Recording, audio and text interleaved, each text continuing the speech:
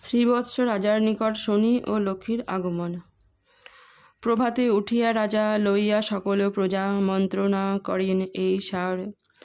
বচন নাহিক কবে অথচ বিচার হবে, ইথে ভার ইষ্ট দেবতার। এত বলি অনুচরে আজ্ঞা দেন নরবরে, আনো দুই দিব্য সিংহাসন। এক স্বর্ণে বিনির্মিত, এক রৌপ্যে বিরচিত, দুই পার্শ্বে দুয়েরও স্থাপন। আসনের নানা সাজ সাজাইয়া মহারাজ আপনি বসিল মধ্যস্থলে। কমলা শনির সাথে আসিল বৈকুণ্ঠ হতে, বসিলেন আসন বিমলে।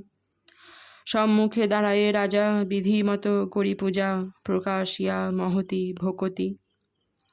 কৃতাঞ্জলি প্রাণীপাতে দাঁড়াইল জোর হাতে, বহুবিধ করিলেন স্তুতি।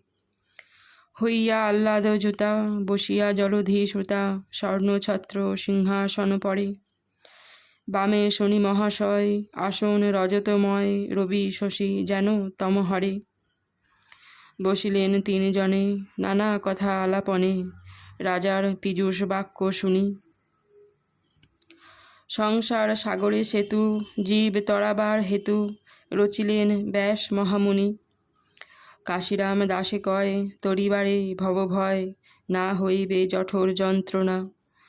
কৃষ্ণ নাম করসার জন্ম না হবে আর, এই মম বচন রচনা।